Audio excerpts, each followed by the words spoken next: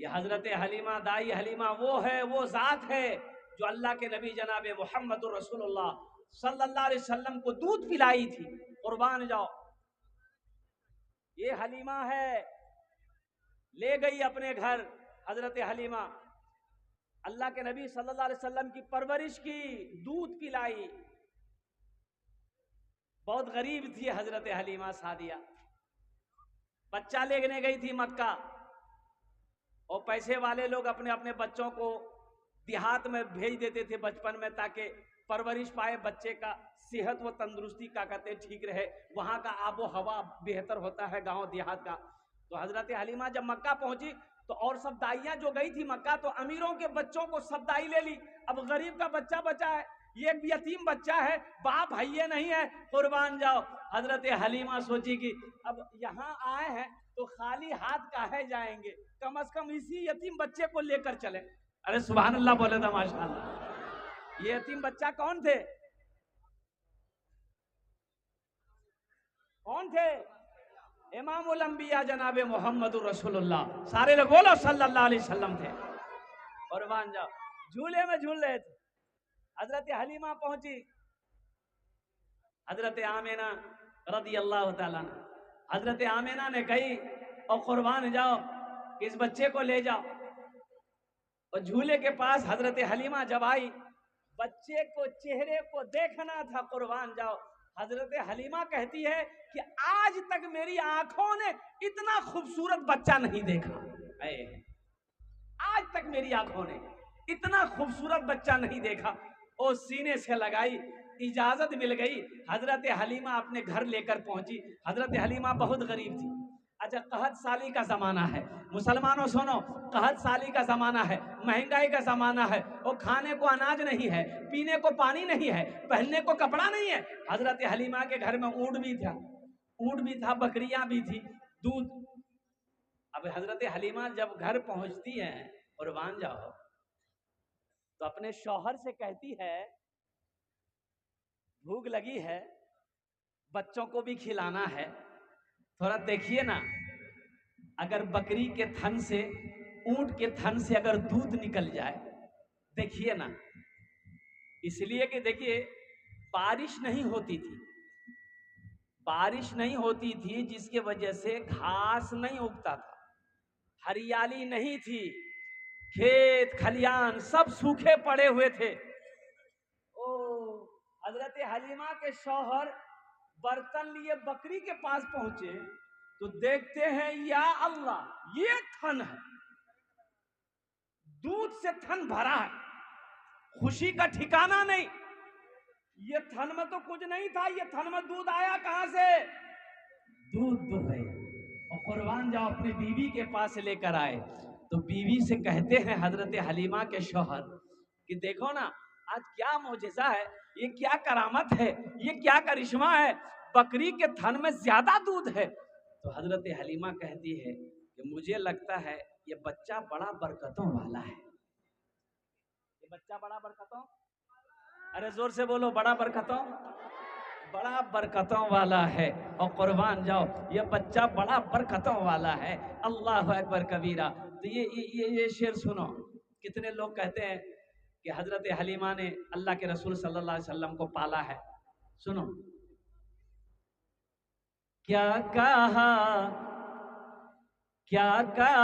हलीमा ने आपको संभाला है, क्या कहा हलीमा ने आपको संभाला है, क्या कहा हलीमा ने, क्या कहा हलीमा ने आपको संभाला है, आपको संभाला है। पूछ खुद हलीमा से, पूछ खुद हलीमा से, किसने किसको पाला है, पूछ खुद हलीमा से, किसने किसको पाला है, पूछ खुद हलीमा से किसने किसको पाला है। बहुत अच्छे अंदाज में जो बच्चे जहां खड़े हैं, बेटा मैं मुअद्दबाना गुजारिश करूंगा वहीं पर खड़े रहिएगा, कोई दिक्कत नहीं है, आप वहीं खड़े रहिए, वहीं खड़े रहिएगा, आप अफरा तफरी का आलम मत मचाइएगा, ये दीनी इजलास है। ए बेटा बैठ जा, अब कहे खड़ा हो रहा है भाई, बहुत बेचैन है क्या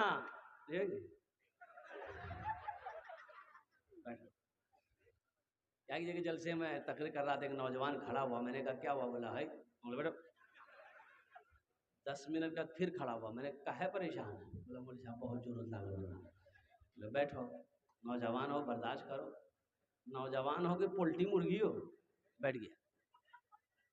कुछ देर के बाद मेरी तकरीर खत्म हुई, देखे बैठा हुआ है, नजर पड़ गई तो हमने इशारा किया, ए बेटा जो, बोली नहीं जो, तो हमने कहा कहन जाएगा, तो नौजवान बोली की कर लीजिए, जे कर लीजिए इलान, वो ये है भाग लीजिए, अब जाने की जरूरत नहीं थी, तकरीर कर, हम तकरीर सुनूंगा। अल मुख्तसर मुअज़्ज़ज़ सामीन इकराम, बड़ा अच्छा मजमा है। आपने देखा है 7 बच्चे हाफिज़े कुरान हुए, अल्हम्दुलिल्लाह। अच्छा देखो, सबसे बड़ी बात यह है, ये बच्चे 7 बच्चे हैं, ये 10 आदमी को जन्नत में लेकर जाएगा। कितने को लेकर जाएगा? एक बच्चा, एक हाफिज कुरान 10 आदमी को जन्नत में लेकर जाएगा। एक हाफिज कुरान कितने को लेकर जाएगा? 10 आदमी को। हाथ उठा के बताइए हमको। अच्छा बताइए, एक वकील साहब कितने को लेकर जाएगा? नहीं नहीं, छोटा बाबू 0 सन्नाटा।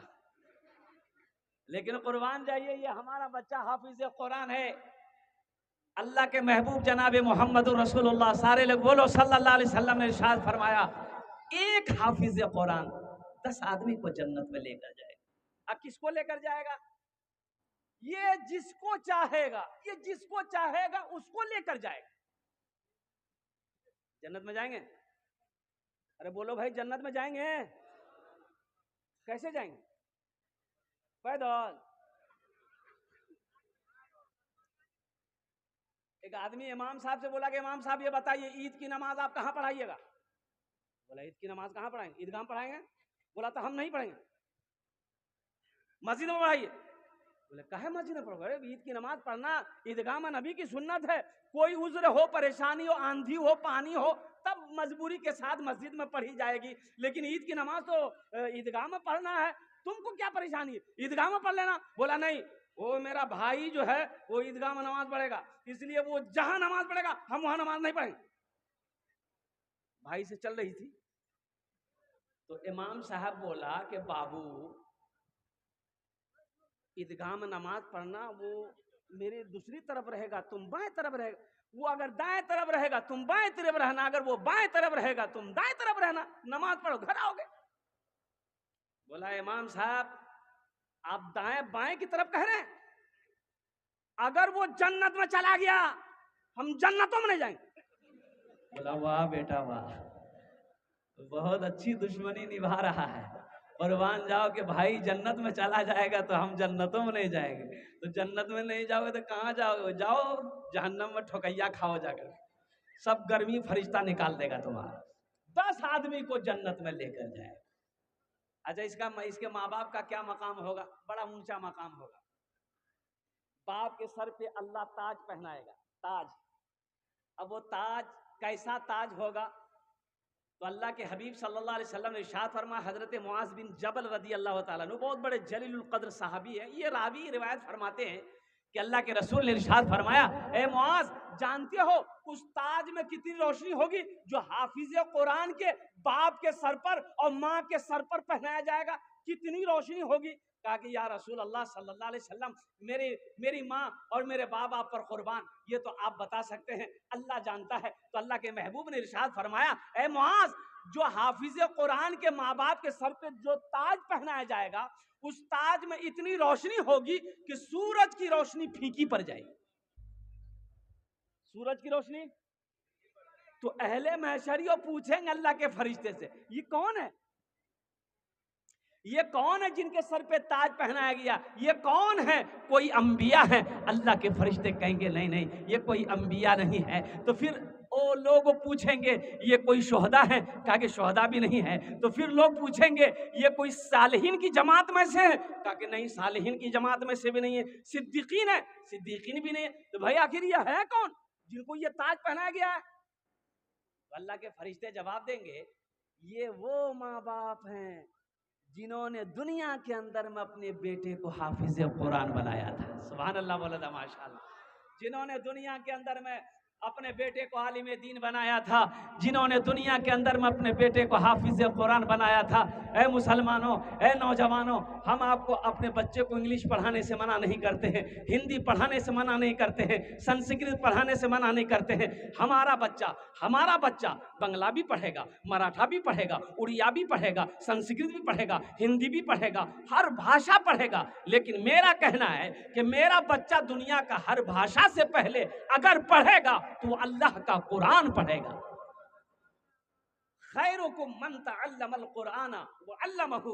अल्लाह के रसूल सल्लल्लाहु अलैहि वसल्लम ने इरशाद फरमाया, तुम में सबसे बेहतर वो है, बेहतरीन वो है, अच्छा वो है, अफजल वो है, अशरफ वो है जो खुद कुरान सीखे, दूसरों को सिखाए। ताज्जुब वाली बात, यहाँ तो कुरान हमने पढ़ना छोड़ दिया, कुरान पढ़ना छोड़ दिया। आज कितने लोग, इतना बड़ा मजमा है, फजर से लेकर अब तक कुरान की तिलावत किए हो? जरा ईमानदारी के साथ हाथ उठाओ। ये हजारों लोग बैठे हो, कितने लोगों ने आज कुरान की तिलावत की है मुसलमानों? टाइम नहीं है। कुरान निकलेगा, कुरान हम पढ़ेंगे। कब पढ़ेंगे? जब शबे बरात आएगा। शबे बरात इधर होता कि नहीं होता पता नहीं। अरे शबे बरात जानते हैं किसको कहता शबे बरात? अरे हलवा का महीना, ये सही समझेगा। शबे बरत शाबानुल मौज़म का बड़ा मुबारक महीना है। उसी महीने में शाबान की 15वीं शब की तारीख आती है। लोग शाबान नहीं समझते बाज लोग, और उसको हलवा का महीना कहिएगा ना, समझ बोले ओ सबरात, हमको पता है। माँ अपने बेटे को कहेगी बेटा दादा मर गया है, कुरान निकालो ना। शबे बरात है, आज कुरान पढ़ दो। कुरान बेटा पढ़कर ताक में रख दिया, फिर दूसरे दिन कब कुरान निकलेगा? जब दादा दादी नाना नानी कोई मर जाएगा तब कुरान निकलेगा। बेटा जल्दी सूरह यासीन पढ़ो, जल्दी सूरह यासीन पढ़ो, दादा के पास में दादा का रूह।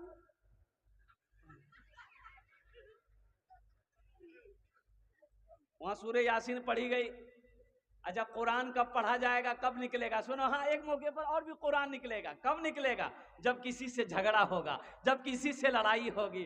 उठाओ कुरान, तुम सच्चा हो कुरान उठाओ, अल्लाह कुरान उठाओ। कुरान, कुरान इसीलिए आया था, अल्लाह ने ऐसी नाजिल किया था कुरान को कसम खाने के लिए। मुसलमानों, अब भी अगर नहीं जगे, अब भी अगर नहीं सुधरे तो बहुत धुलाई होने वाली है। एक बात याद रखिए, अभी हिंदुस्तान में क्या हो रहा है आपको पता है कि नहीं? अरे पता है, आपको पता नहीं है। बहुत कुछ हो रहा है हिंदुस्तान के अंदर में, आपको खबर नहीं है। हमारी मस्जिदें छीनी जा रही है, मदरसों में ताले लगाए जा रहे हैं। और कुर्बान जाओ, वक्फ बिल का पास हो गया, वक्फ बिल पास हुआ ना, पता है कि नहीं? अरे बोलो भाई पता है? हाँ पता तो है, ये है। तो आप क्या कीजिएगा? बोला मक्के काटेंगे, मक्के काटेंगे। वक्फ बिल पास हुआ तो उससे क्या मतलब है? जाने मौलवी, हमको क्या मतलब है? ये मौलवियों का मसला है, ये उलमा का मसला है, ये तंजीम का मसला है, हमको क्या लेना देना है? लेकिन मुसलमानों कुर्बान जाओ, मौलाना अबुल हसन अली रहमतुल्लाह अलैह, कुर्बान जाओ। कई बरस पहले एक जुमला आपने कहा था, मुसलमानों होश में आ जाओ, अगर अब भी नहीं जगे तो वो दिन दूर नहीं जो तुम्हें सजदा करने की जगह नहीं मिलेगी। खाली गोश्त खाने से होगा? 300 टका किलो गोश्त, हफ्ता में 4 दिन इसको गोश्त चाहिए, बगैर बोटी का रोटी नहीं खाएगा। वक़्फ़ बिल क्या है इसको पता नहीं है, हिंदुस्तान में क्या हो रहा है इसे पता नहीं है, इसे खबर नहीं है। इसलिए मेरे दोस्तों, मेरे नौजवानों, मेरे बच्चों, मेरे बुजुर्गों, अपने बच्चे को कुरान पढ़ाओ, बहुत जरूरी है। एक बात याद रखो, तलबुल इल्म फरीदतुन अला कुल्ली मुस्लिमति व मुस्लिमा, इल्म का तलब करना, हासिल करना हर एक मुसलमान, औरत और मर्द दोनों पर फर्ज है। जैसे नमाज और 5 वक्ता नमाज पढ़ना फर्ज है, रमजान का महीना का रोजा रखना फर्ज है, और उसी तरीके से अल्लाह ने जिसको दौलत दी है, जो साहिब निसाब है, खाने काबा का हज करना फर्ज है, उसी तरीके से तालीम का हासिल करना फर्ज है। कितने लोग अपने बच्चों को कुरान पढ़ाएंगे? हाथ उठाओ इंशाअल्लाह, अल्हम्दुलिल्लाह। बच्चों को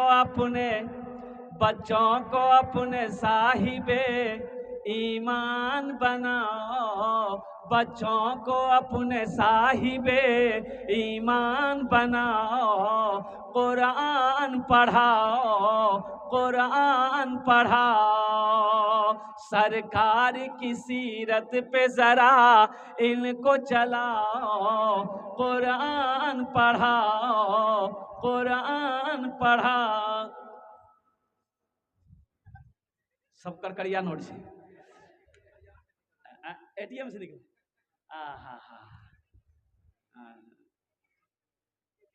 राखे के मन छा, लेकिन मुनासिब नहीं है। और हजरत आपके हवाले अल्हम्दुलिल्लाह, अल्लाह बच्चे की उम्र में बरकत दे, कमाई में बरकत दे, आमीन बोले अल्हम्दुलिल्लाह। बच्चों को अपने साहिबे ईमान बनाओ, कुरान पढ़ाओ, बोलो कुरान पढ़ाओ। मैं ये नहीं कहता इन्हें इंग्लिश न पढ़ाना, मैं ये नहीं कहता इन्हें इंग्लिश न पढ़ाना, डीएम भी कमिश्नर भी इन्हें कप्तान बनाना। हाँ पहले मगर दीन के अरकान सिखाओ, कुरान पढ़ाओ, कुरान पढ़ाओ। बच्चों को अपने साहिबे ईमान बनाओ, कुरान पढ़ाओ, कुरान पढ़ाओ। तुम शुक्र करो रब के मदरसे हैं जो चलते, मदरसे ना हो। आसाम में 1300 मदरसे में ताले लगा दिए गए। मुसलमानों जगो, 1300 मदरसे बंद कर दिए गए। 1300 1300 ताले लगा दिए गए, कहे लगा दिए गए। साहब आपने मेरे मदरसों में ताला क्यों लगाया? कुर्बान जाओ। तो जवाब ये मिला कि इन मदरसों में पढ़ाई नहीं होती है, बच्चों को दहशतगर्द बनाया जाता है। अल्लाह अकबर कबीरा वल्हम्दुलिल्लाह कसीरा व सुबहानल्लाहि बुकरतम वसीला। मुसलमानों, अब भी वक्त है, अल्लाह अकबर कबीरा। हम तो यही कहेंगे कि भाई मदरसों में बच्चों को दहशतगर्द बनाया जाता है कि बच्चों को पढ़ाया जाता है। अल्लाह आपको भी तौफीक दे तो आप भी आकर पढ़ो मदरसे में, फिर देखो कि बच्चे को ये जो कुरान पढ़ाया जाता है, कुरान वो किताब है कि जो भी पढ़ेगा वो इंसान बन जाएगा। जो भी पढ़ेगा वो क्या बन जाएगा? इंसान बन जाएगा। कुरान वो अजीम किताब है, वो लारैब किताब है। जो कुरान को पढ़ेगा अल्लाह उसकी जिंदगी को बदल देगा। जो कुरान को सीने से लगाएगा अल्लाह यहाँ भी इज्जत की जिंदगी अता फरमाएगा, आखिरत में मकाम को बुलंद फरमाएगा। तुम शुक्र करो रब के मदरसे हैं जो चलते, पढ़ लिख के यहाँ दीन के दाई है निकलते, पढ़ लिख के यहाँ दीन के दाई है। भाई बैठ जाइए, अभी बैठ जाए बेटा, बैठ जाओ। मौका मिलेगा बेटा, मौका मिलेगा। हम समझ रहे हैं, जो बेचैनी है वो दूर हो जाएगी।